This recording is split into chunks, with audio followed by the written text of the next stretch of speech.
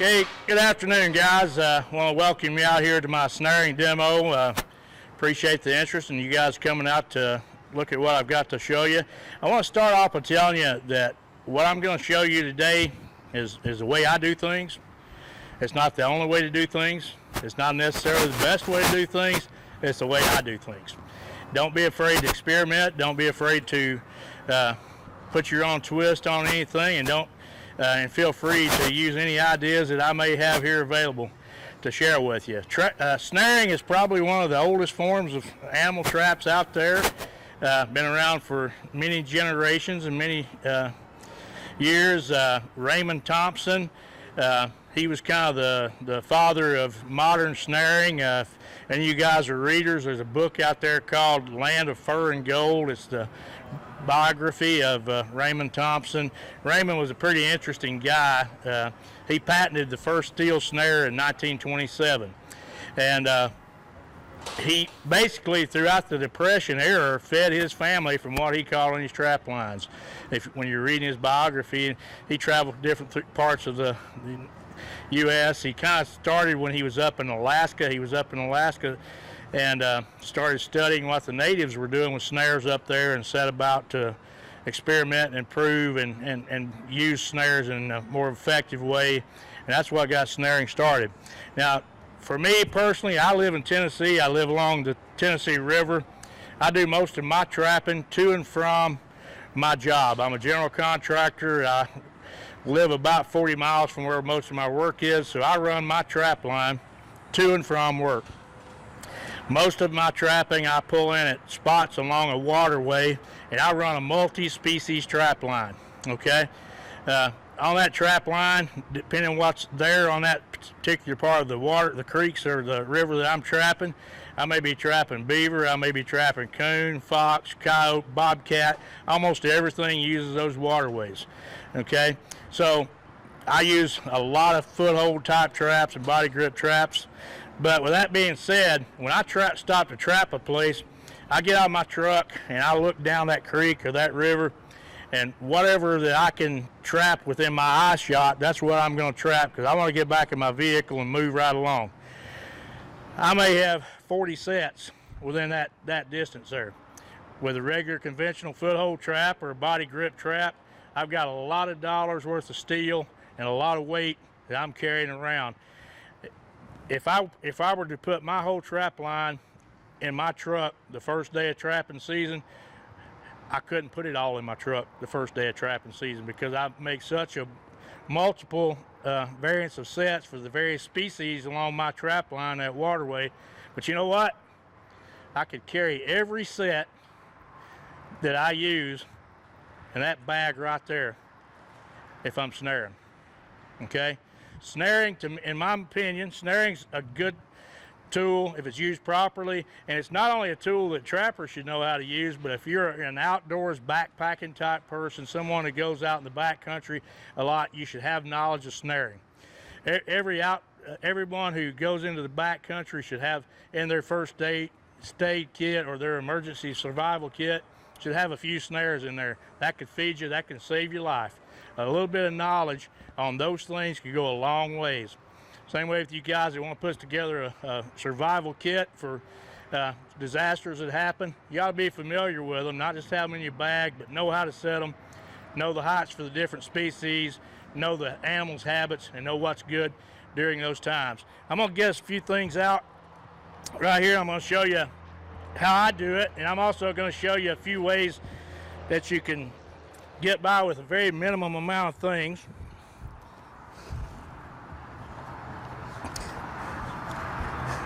I mentioned a minute ago, I'm a general contractor, so that's a tool of my trade, and it works really good in the trapping business too, a straight clawed hammer. You can use it for a lot of things. So I got a block of wood there. I got a little set of pruning shears. Got some number 9 wire. Set of lineman's pliers. And of course some snares.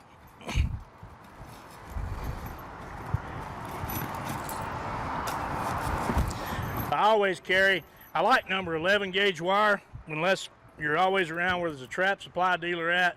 11 gauge wire is a little hard to find. You can get by with that 16 gauge tie wire if you double it up and use it the right way. I always like to carry a roll of that. I end up using a lot of that in all the trapping I do, because it's just handy to have along when you need something. For me, I basically use one type of snare. One thing I want to back up and say, make sure of the regulations in your state. I'm from Tennessee. I don't necessarily know the regulations here in Mississippi or in Alabama or any of my neighboring states so much, because I don't typically trap those states. Make sure that when you're setting any kind of a trap, whether it be a snare, whether it be a foothold trap, a body grip trap, know your laws, know your regulations, stay within those laws and regulations. I preach it all the time, guys. We're one catch away from losing our trapping rights. One wrong catch. Don't be that guy. Don't be the guy that ruins it for the rest of us. Make sure you do it the best of your ability to stay legal, stay up to date. And also something I'd like to mention too is the difference between legal and ethical, okay? That's something I think everybody should really think about when they go out and trap. Now, we're talking about snares, so I'm going to use the snare as an example. I mentioned that I do a lot of my trapping to and from my job. Well, my job's building houses, so I build houses and subdivisions. I'm not going to set this snare up where I'm going to catch somebody's pet along a creek and choke it to death. I can legally set that snare there. There's nothing that says I can't by the law book, but ethically, should I do that? I'm not going to be that one guy. You're not going to see me in the newspaper as a guy that lost trapping for the United States or for my state. I'm not going to take that chance. I'm not going to take that risk. I'm going to look at what's ethical. Is it ethical to go in on top of another man who's sitting right there? It's legal. You can, but should you do it? I mean, really? Is that the thing you ought to do? You know, think about those kind of things. For me, there's two basic types of cable. In Tennessee, we have to use 5/64 or 3/32. There's two basic types of those. You got 7x7 wire, and you've got 1x19 wire. 1x19 is a lot more rigid wire. Most all K9 trappers like to use the 1x19 wire. A lot of the beaver guys will use the 7x7. For me personally, the cost difference is not, I put a lot of my sets in the water. The rigidity of that 1x19 cable, if there's waves or motion or whatever, it gives me a lot more rigidity and less chances to fire my snare in the water than that 7x7. I'm gonna hold these about the same distance out there. You know, my hands are about the same distance off those locks. Look how much lower that 7x7 here is hanging at my hands at the same level versus that. You just don't have the rigidity in there. And of course, if you're K9 trapping, you've got those coyotes and the foxes and what have you that's got good sharp teeth. And that 7x7, that looser twist on that, they're going to get in there and they're going to chew that apart, and you're going to lose a lot of your K9s by using that 7x7. That tight weave or tight twist on that 1x19 is going to take care of a whole lot of that. You got, like, their snare locks are like cars. You've got a lot of different makes and models. They all get you back and forth to the same place. Same way on these different snare locks. I like the little slim lock here, micro locks. There's cam locks, there's washer locks. I think I've actually got a washer lock over here on one of these. There's your washer lock. A lot of different ways that you can do this. Your snare, while it's cheap, it's a one-time use product. You use that snare one time and it's done. Once you're caught with it, you're through. You can reuse your locks, you can reuse your swivels. Sometimes you can reuse your whammy. Everybody know what a whammy is here. Whammy's that little piece of tubing there. It can be a piece of spring. Anything that's that's just a way to set your snare on your stick or on your wire, whatever you're using for the whammy. I started snaring beaver a few years ago. Newt Sterling, he's a snare guy out of New Jersey. Newt he snared mink. I've never snared a mink. I'd love to snare a mink. I love catching mink. That's my favorite animal to catch, and I'd love to one of these days be able to snare a mink. But he can snare the mink even. I'm not that good. So I could catch any species of animal on my line with that trap right there. That trap will take the big coyote. It'll take all the way down to the mink. If you're really going after mink, you're going to use a smaller cable than that, which you can't in Tennessee. So there's another reason I probably ain't ever snared a mink, because I can't use a smaller cable and be legal. And remember, I ain't going to be that guy that's going to lose trapping for us in our state. So I'm not going to use that. Maybe one day when we get our regs changed a little bit, I'll snare a few mink, maybe. So that's kind of where we're at with that. I watched Newt and watched what he was doing, and he showed a few water sets, and I decided I wanted to try some of that, and I got hooked on snaring beaver. Most of our southern beaver are hatters. Snare mark ain't gonna hurt the hatter the way it will some of the more heavier blanket beavers, or your northern beaver. They're better beaver.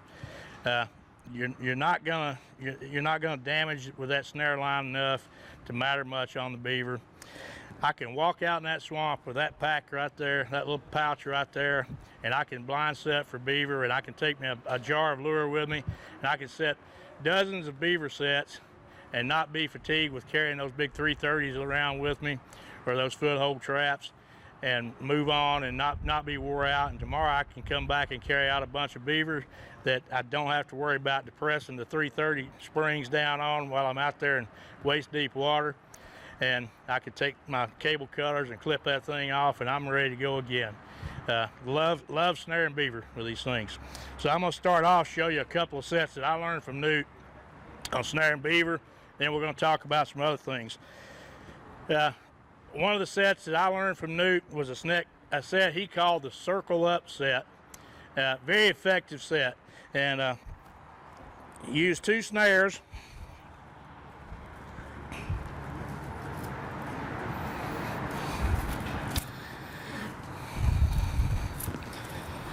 Now, if this is water, if I'm out in the water here, and this is my water line, this is my water level right here, okay? And I'm out in the water.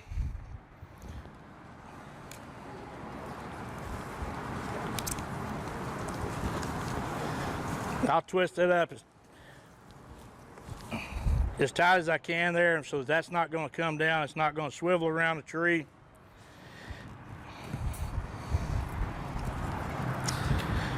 And I'm going to cable off. If that's a big tree, I'll cable off to that tree. But if it's a small tree like that, I'm going to cable off to something else. I'll use an extension cable, and I'll get out onto something bigger, so I'm not going to lose my beaver and my snare because he cut my tree down I was tied to. So I'm going to get out there a little further. I wrap that up. I wrap stake off over here. Where'd my pliers go? I don't use a whammy when I'm snaring beaver. The way I would on a K9, I just put a little small J.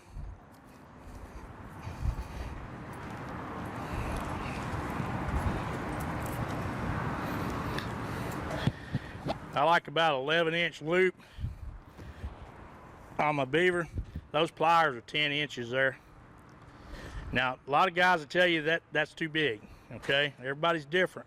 Again, I like that bigger loop when I'm snaring beaver. I've caught some pretty big beaver, and I don't want them firing my snare. And I just crimp that down on there, and I can adjust that up and down. If I'm worried about that, the wind and waves, I may twist that up twice to make sure that's a little stiffer. And if that's water level, I'm going to set that snare right about there. If that's water level, I like to have a little. Different people say 2 inches. Some say, 2 inches under the water, 2 inches out of the water. For me personally, I like it about that much out of the water. Now I do the same thing on the other side. So I've got 2 snares in there about the same level out of the water, and right above that water level, I'll smear a little castor-based beaver lure on that tree. Beaver are very territorial animals. they'll smell that, they'll come out there and investigate, and they'll swim in circles around that tree. That's why it's called a circle upset, because your lure is up here and they're trying to figure out exactly where that's at, and they'll swim around that tree. I've caught 2 beavers at one time doing that. I've caught beaver when you don't have beaver sign doing that. I trap a WMA up in Tennessee where we hold a trapper training camp, and there's a barge that floats out in the Tennessee River that they use to get over to an island from time to time. There was 2 before hanging off the back of that barge, and this was out in the main channel of the river, and I thought, you know, I'm just going to see what'll happen. And I hung a snare like this off the back of that 2 before out into the main channel of the river and put a little lure up on there. The next day, one of the guys that worked there at the WMA, he met me as I was coming in to check my traps, and he said, "You've got a huge beaver over on the back of the barge." He said, "We were watching you through binoculars set that trap, that snare the other day, and we were laughing at you, wondering what you was going to catch, think you were going to catch hanging off the back of that barge." Well, I had about a 60-pound beaver hanging off the back of that barge the next day. Extremely effective set.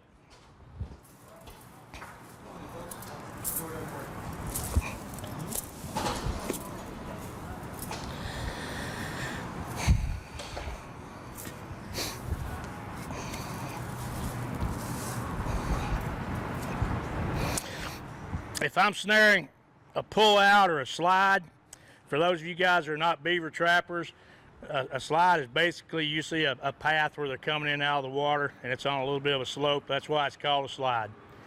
Okay, if I'm snaring that slide, I'm gonna set it up similar to I do this. But I'm gonna do one of 2 things. I'm either gonna set it out in the water and catch them on the approach, or I'm gonna set it up on my trail. Not if this is a water line right here, I'm not gonna set my snare right there where they come out of the water, because you've got that transition there from swimming to walking, and you may or may not catch them there at that point.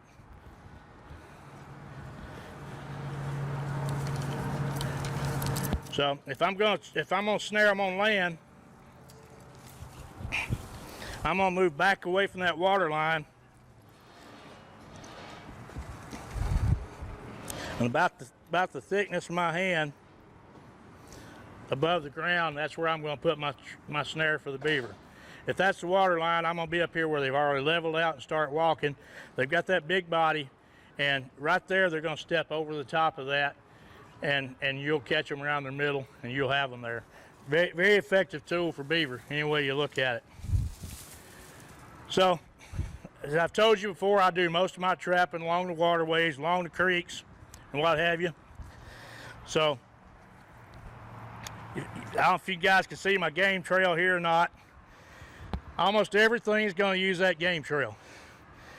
The coyotes are going to use it. The bobcats are going to use it. The coons are going to use it. The possums, whatever, is going to use that trail along through there. So if I'm multi-species trapping and I'm doing that to and from work, I'm going to think about what I'm catching there, or what may be there. I'll check my sign. I'll look for tracks. I'll look for scat, and I'll know what's in that area. I'm going to know the habits of the animals I'm after, and I'm going to recognize that, and I'm going to use that to know what's there. So if I've got a trail, common sense tells me that stuff's using that trail. They're using it going this way. They're using it coming this way. Everything's using that trail. So I've got an opportunity to catch these different animals here on this trail. So the first thing I want to do is I'm going to be thinking about it. I'm going to think, okay, what's the biggest animal that I'm going to be trapping? Okay, coyote's probably going to be the biggest animal I'm going to be trapping. So for a coyote, my loop's going to be 9 to 11 inches in diameter, and it's going to be about 11 inches, 10 to 11 inches off the ground, 12, depending on who you're talking to. So I'm going to get out on that trail, and I'm going to pick a spot maybe 100 yards long, and on each end of that 100 yards, I'm going to set a coyote snare on each end of that.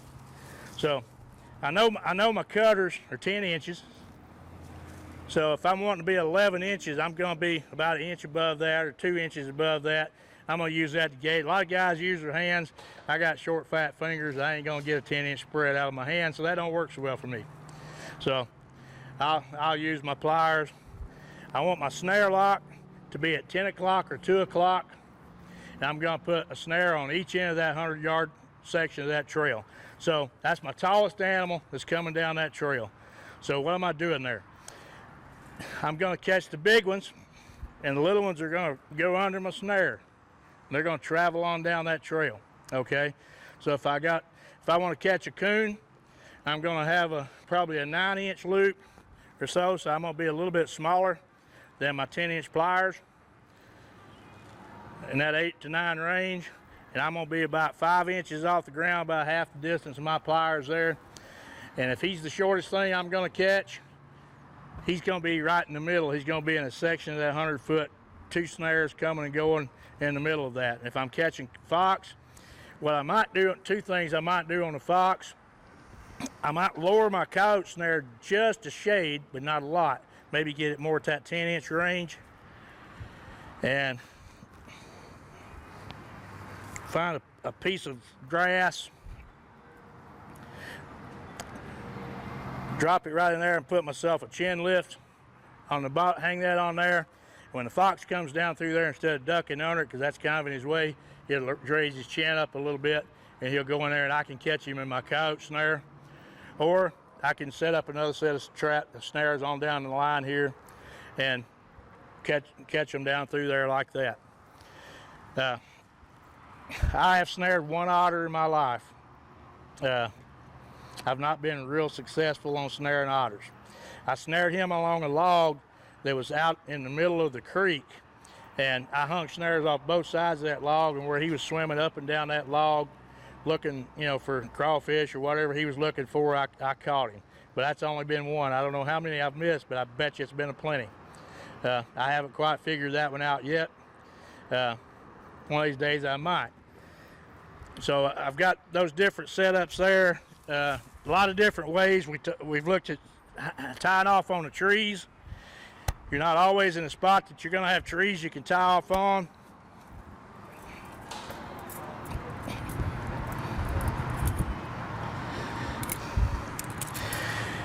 You can make yourself something out of number 9 wire. A lot of different ways of doing this.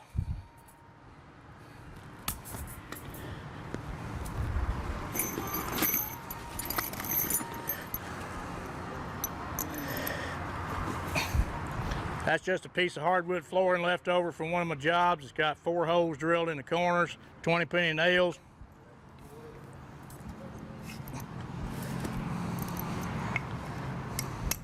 I hope I don't hit a water pipe. All kind of copper sprinklers out here.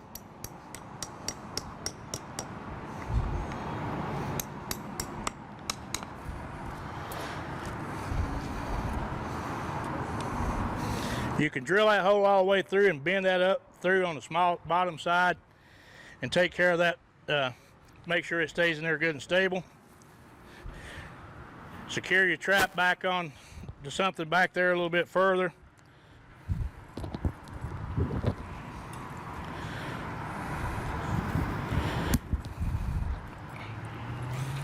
We've got our whammy on here.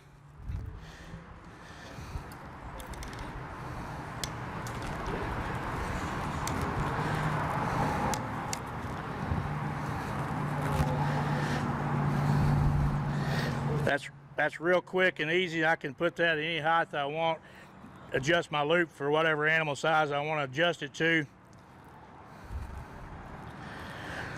Quick and easy. If I don't want to carry a block of wood with me,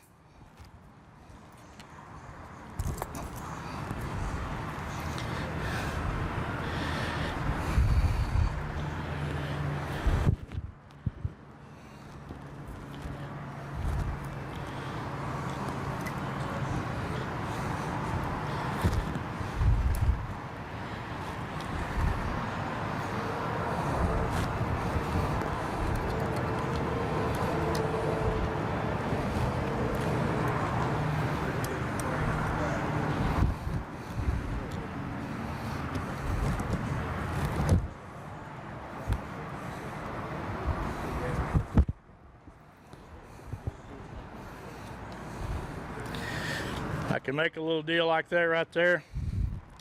I can take my straight clawed hammer, make a little indention in the ground right there. Right behind that. And I do this because it's a little bit easier than just trying to drive. I've seen guys that'll just drive that straight in the ground. And if you're in real hard ground, you're going to bend more than you drive. But you can take a big nail or a tent stake or something like that, drive that, and you've got that little hole right there.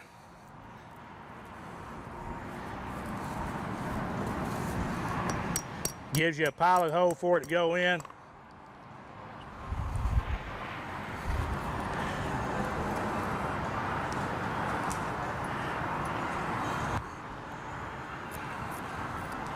You're set up real quick, got what you need. Adjust it up and down. If you don't have the whammy on there,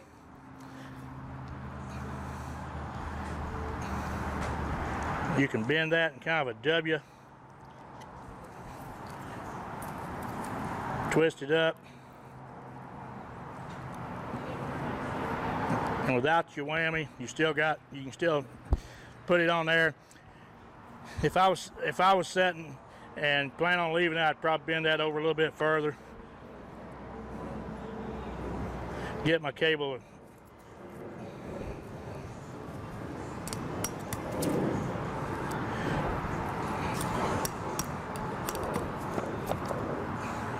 The height I want it there, and set it up.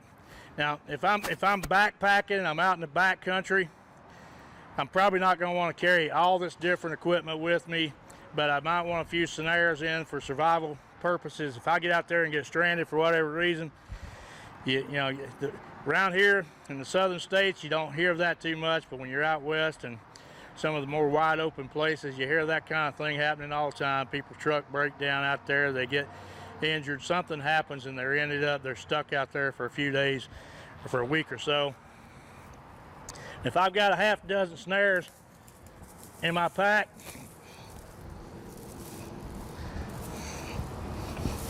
if I've got a hatchet or I got a knife, and there's a stick or two laying around, I can set my snare up.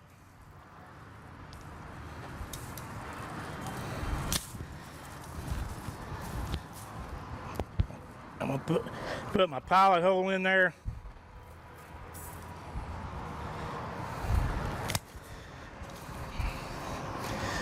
Because not every piece of ground you're going to be able to stick your stick straight in without scared to death. I'm going to hit a water pipe.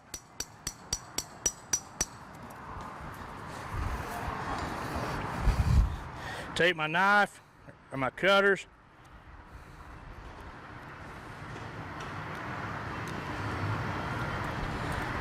Put a little split in my stick. Put it in the ground, depending on what I'm targeting to catch. I'll have this secured off to something. If I'm not carrying, extension cables, and I'm doing my pack, all I got to do is wrap it around whatever I'm going to secure to. Run that through there first. I'm secured off without any extra extension cable or any other fastening.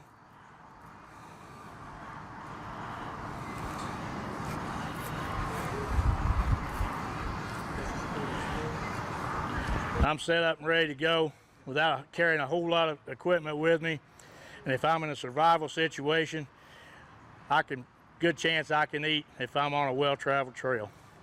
It may be the difference between making it out and not making it out if you're out there a few days. Anybody got any questions? Guys, you've been a good group, and I appreciate your attention.